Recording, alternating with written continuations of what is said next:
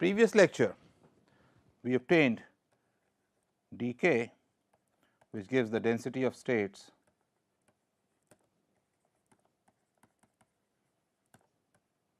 in K space, and we did it for one dimensional case.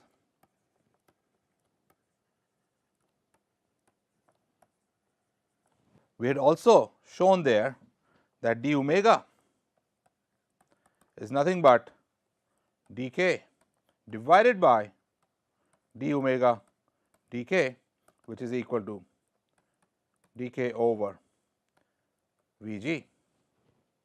So, having obtained dk, I can write d omega is equal to L over 2 pi 1 over V group. That is my density of states in omega space. So, that d omega times d omega gives number of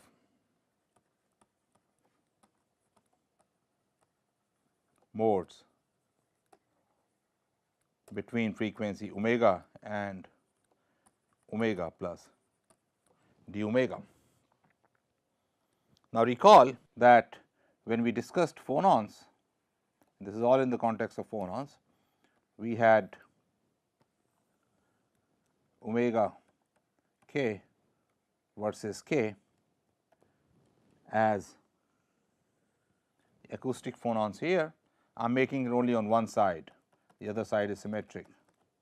This is k over k equals pi over a, and the other phonon like this, we call this the acoustic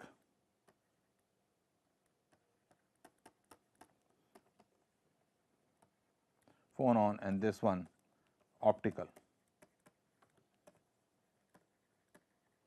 phonon. And what you can see, let us focus on acoustic phonon, that d omega dk, if I were to plot for acoustic phonon, and I will plot it right here. If I were to plot d omega dk, you will see this has a finite value and slowly becomes smaller and goes to 0 at pi over a. In the case of omega k for the optical phonons also, you can see that for the optical phonons it will be almost 0 here, and d omega k 0 goes to very small value and goes to 0 again. In fact, to a good approximation, here I can write d omega as n delta omega minus omega 0. I will explain that in a minute. On here there is some finite value and then V g goes to 0 here. Now, you see, if I were to calculate d omega from dk divided by V g, it goes to infinity at k equals plus minus pi by a. It blows up. I need a model through which I can work and which is a reasonable model, and this is what we are going to do in this lecture. So, we had derived d omega, which is dk over V group, dk is equal to L over 2 pi. If I integrate the density of states from k equals minus pi by a to pi by a, it must lead to the total number of modes, which it does, because this is going to be L over 2 pi times 2 pi by a, which is L over a, which is equal to n. Similarly, if I integrate d omega from omega equals 0 to some omega max, it should give me n. So, we will be working through these equations. We have understood the meaning of the density of states, we have understood what it integrates to, and through these now we will be doing the calculations for energies and things like those. Now, as I said earlier, if I were to look at the optical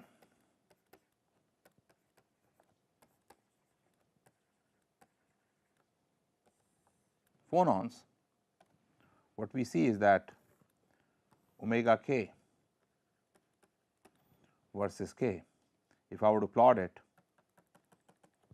up to some point pi by a here, it is almost flat like this. Same thing on the other side, almost flat.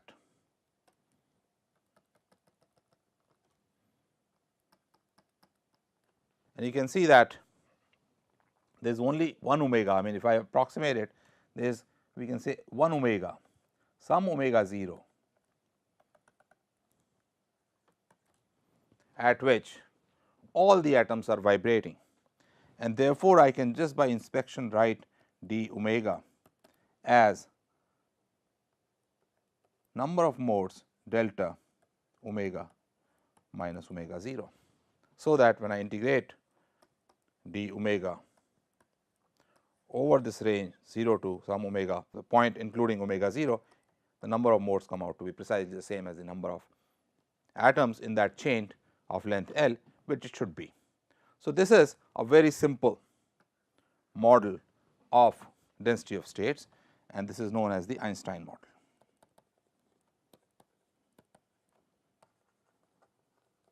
There is another model for the density of states, which I will call Debye model, which I will explain next. But first, the Einstein model, this is good, right. I can see it right away. So, Einstein model, let me write it on the left side of the screen. Einstein model is good for optical phonons, because in optical phonons the frequency is almost constant. The other phonons that we had was acoustic phonons,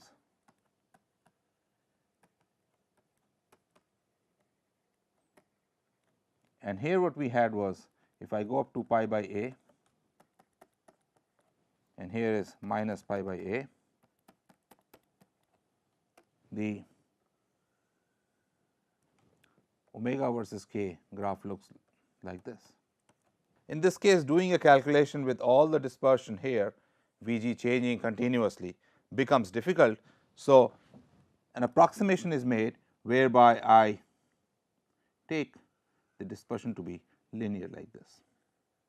In this case, what we do is we take omega k is equal to the speed of sound times k, so that d omega dk becomes Vs, and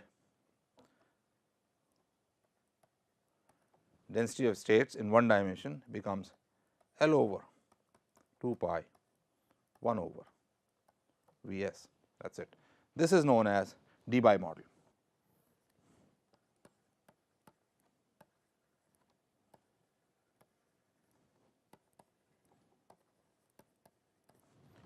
Obviously, it is an approximation, and there has to be a maximum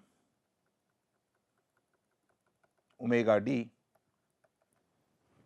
with Debye, there has to be a maximum omega max, so that integration 0 to omega d, which is omega max d omega is equal to n.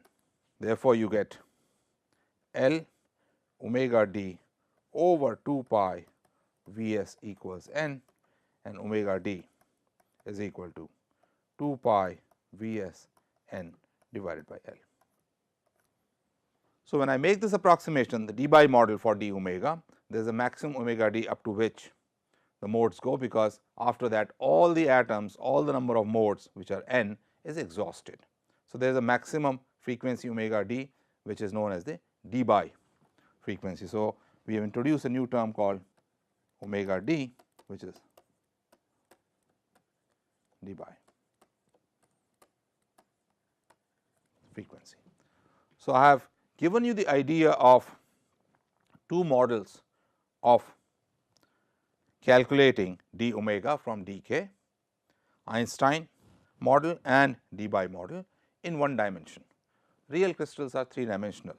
So, now we will work these things out for 3-dimensional crystals. So, let us now consider the case of 3-dimensional systems where the crystal extends in all 3 dimensions in the x direction, in the y direction and in the z direction. And then we apply periodic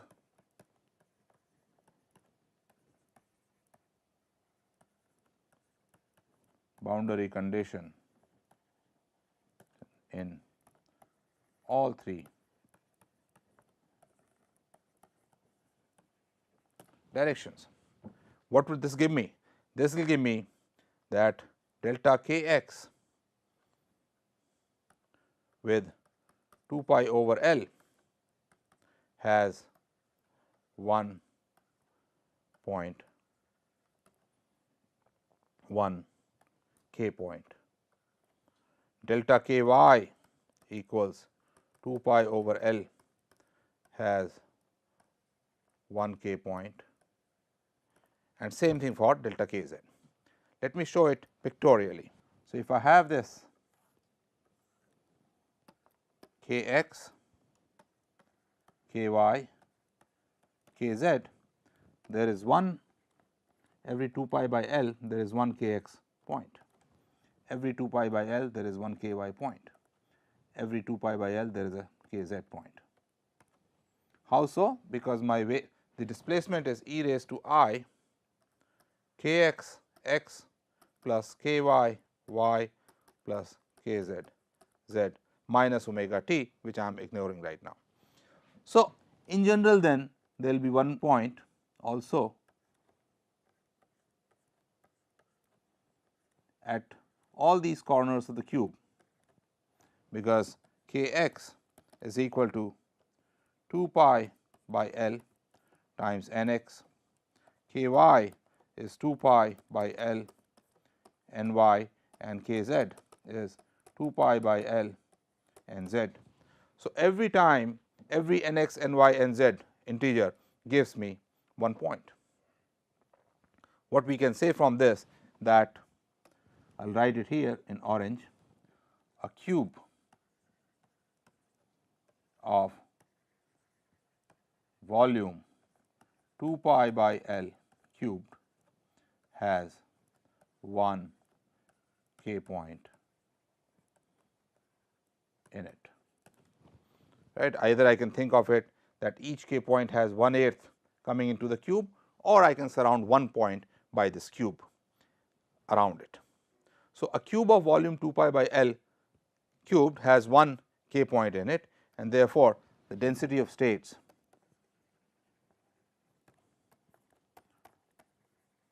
in k space is going to be 1 over 2 pi by L cubed, which is L cubed over 8 pi cubed. So, we have found dk to be L cubed over 8 pi cubed, which is also written as L cube is the volume of the crystal over 8 pi cubed, and number of modes in volume dkx, dky, dkz is equal to V over 8 pi cubed times dkx, dky, dkz, and my next job is to get the omega from dk. How do we do that? I will take a very simple calculation. Now, recall that if there is a phonon propagating in direction k, I am going to have omega equals V sound k.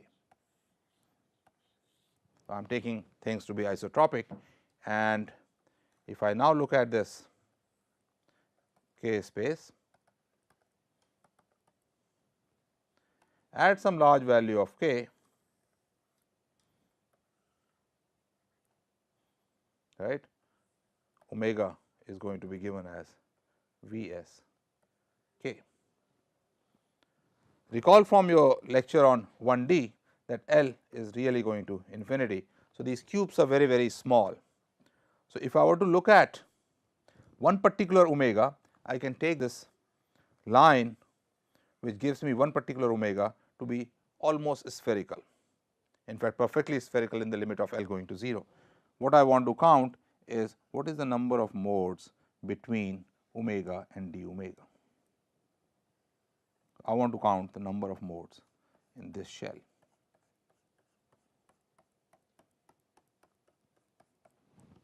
And that is quite easy. Number of modes in this shell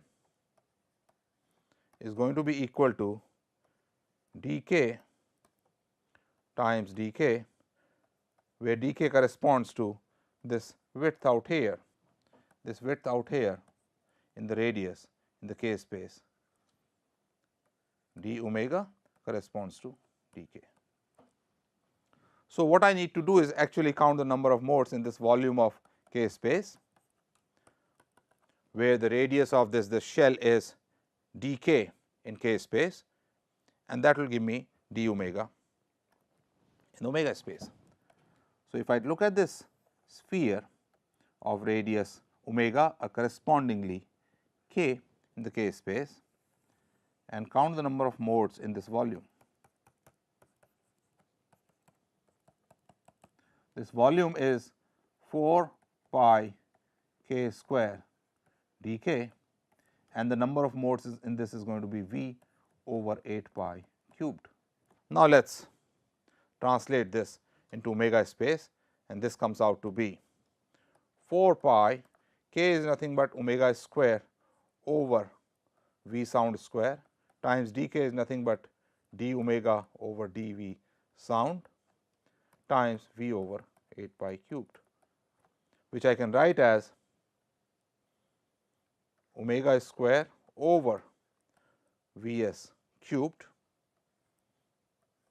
times V over 2 pi square d omega, and this is nothing but by definition d omega. So, d omega is equal to V over 2 pi square omega square over V s cubed. And remember, in this case we assume that omega equals V s k. So, this is the Debye model. Debye model. The Einstein model